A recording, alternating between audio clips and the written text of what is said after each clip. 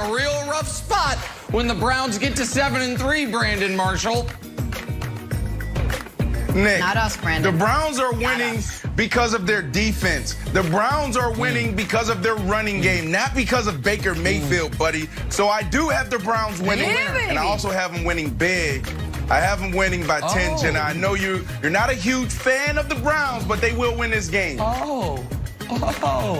I've got Browns, too. I agree with Nick, and I appreciate you rest the part of your pick. You should do that from now on, Nick. If you pick a team, you also have to wear the full-on coordinating outfit. It's very smart. Good, Mark. Okay, no problem. Okay, just for the record, I never go on the record, Eagles are going to win this game. I don't know anything about points, but I do know they are going to win this game. Make sure you guys get your picks in before kickoff on Sunday for free for your chance that one away. at $1 million or more. Store it up there. For much more information, you can always head to the Fox Sports app. All right.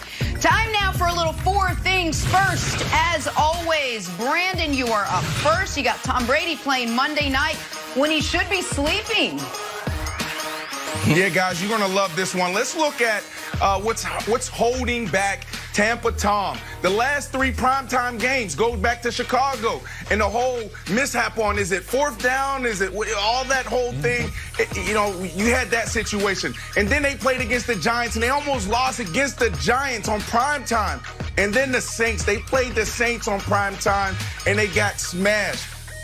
Nick, it's because it's 15 minutes before Tampa Tom's bedtime. So now we see why Bruce Arians moved the practice schedule to later, because he's trying to mess up and trick his sleep cycle just a little bit so he can play better on primetime. We figured it out, Nick, and now everyone should be a little bit scared. I don't know if that was a joke, but it was a great take. Oh, by the way, look whose this is. Oh, I'm coming home. It was true. I'm coming home. Tell the world that I'm coming home. The Knicks freed up $40 million in cap space and did a great job with the draft and just picked up the guy from Seton Hall that went undrafted who's going to be great. So we need another veteran like Carmelo. I switched songs there to avoid any sort of publication rights and suit. Hey, Carmelo might come back. Ian Begley opened the door just a tiny, tiny bit. I think there's going to be mutual interest there. Great, that's all I need. Melo, come on home. Let's get out of Portland. It's Portland's great, Wilds. It's great. Oh! Jenna, my guy. Certain things just make you feel warm and fuzzy on the inside. Let you know what time of year it is. You're walking around New York City. There's kind of the smell of pumpkin spice in the air. And you're like, oh, must be Thanksgiving time. Walking around stores, you hear Christmas music. You're like, oh, that's wonderful. That's nice. NBA free agency looming. Ooh. You know how you know? Danny Ainge leaking rumors that he thought about getting a star, but decided better of it. Enter Steve Bulpett. Now, you might say, who's Steve Bulpett? I will tell you.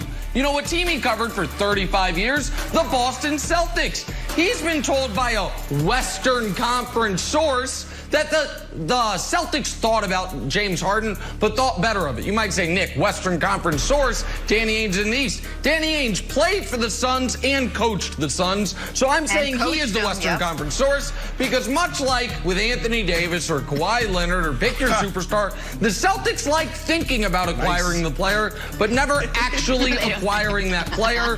Those 2028 second-round picks are just too valuable. Nice detective work. Everyone's 3 for 3 on takes today. I love it. I love the idea of pro athletes wanting to play with their kids. We learned this week Tiger Woods is going to play in an upcoming tournament with his 11-year-old son, Charlie, and it just makes me feel so warm inside. We know LeBron wants to play long enough to share a court with Bronny.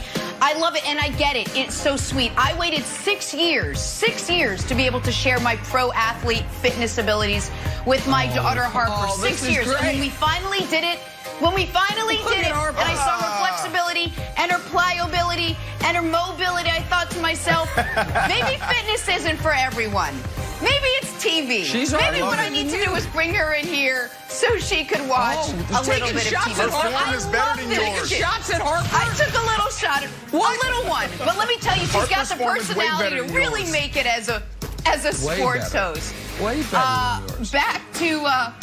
Back to football now, and the long-awaited rematch between the Chiefs and the Raiders. The Raiders' victory lap around Arrowhead after their upset win in Week 5 has stolen all the headlines this week. Nick thinks his Chiefs finally have the motivation they've been searching for all year. But Brandon, we got to get your keys to the game. What are your keys to the Vegas Raiders upsetting the Chiefs for the season sweep? Yeah, so 3 things here, Jenna. And this is one of those games where you walk in on a Monday and you're like, look, guys, we're going to simplify everything. This is a really good team. We beat them last time, but they are the champs. So let's not get caught up in all the headlines and us driving around the stadium. 3 things we need to focus on this week to win. And I'm actually going to put it into themes. So, guys, when you hear it and you say it, guys get it. They understand it, and it hits everybody in the organization. So there's discipline. Don't be deceived and play loose. Let's start with discipline. The reason why this is so important is because it's going to come down to the details, Nick. When you look at turnovers get you beat. You cannot turn the ball over this game. Pre-snap penalties. Don't beat yourself here, guys. And then another thing when it comes to discipline, you know Andy Reid is ticked off because you guys drove around the stadium. So there's going to be more trick plays. There's going to be more misdirection. So you need to hone in on your keys to victory. Defensive end, stay with the running back. Linebacker, stay with the quarterback. Understand your job. Do your job like Bill Belichick always says. So you have to be disciplined. The second is not being deceived, and this is really going towards the coaches. When you turn on film, offensive coaches in Las Vegas, you're going to see holes and gaps in the secondary. Don't be deceived. That secondary, those linebackers, is the weakest link to this defense, but you got to run the ball. Do not get challenged by them. They want you to do that. They want you to think that you can pass the ball, because what's going to happen is that defensive line is going to tee off on you. Do what you do best, and that's run the ball. Make this the 4th game in a row where you go over 160 yards on the ground. And then you get something else, a little extra bonus. You win time of possession. And when you win time of possession against the Chiefs, you have a good chance of winning the game. The last thing, Nick, I would have to say play loose. Look, this is a big game. We all know it, but every game is a big game. Play loose like you did in practice. Take that same energy to the field on Sunday, and you will come out victorious. Those are the keys. I don't know if you guys, do y'all see it any different? So, yeah, so listen, those are all great points, and I want to say something here. This is the biggest game the Chiefs have played since the Super Bowl. It's an opponent that deserves respect. It's an opponent that's beaten them. And because of that, I'm going to do something I've never done, Brandon. I'm going to also give my keys to the game. Here is how the Raiders can beat you. Here is how the Raiders can leave Las Vegas or stay in Las Vegas with a victory. Key number 1. The Chiefs think the game is in Oakland and go to the wrong stadium. If that happens, I truly believe the Raiders could be in great shape. Key number 2, the Chiefs think it's Monday Night Football instead of Sunday Night Football, and they show up to Vegas, but they're a day late. They're like, wait, what happened? Where is everybody? It's like, nope, you guys forfeited, didn't play.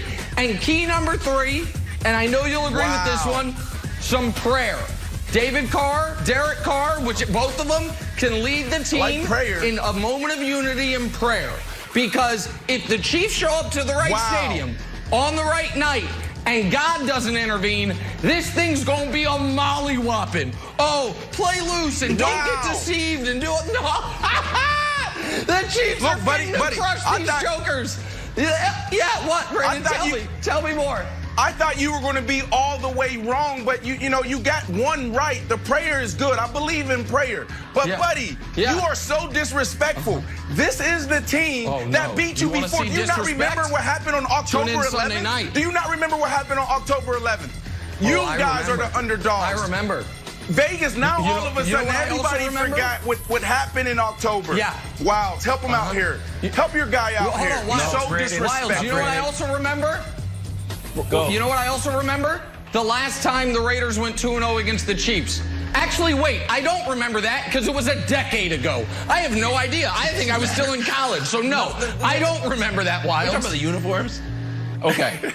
Brandon, I have to side with Nick here. Yesterday, I ran my mouth a little bit, and I was like, Raiders win. And this has happened to me before in my life. Like, you've been playing basketball, you go, yeah, that's right. And someone says, like, what'd you say? Nothing. No, I take gotta retract integrity. it. I have to retract it. I'm doing research, Brandon. No. I don't find a way that they can win. In fact, hold on, Brandon. I think it's even worse. Nick, so I'm not on your side now.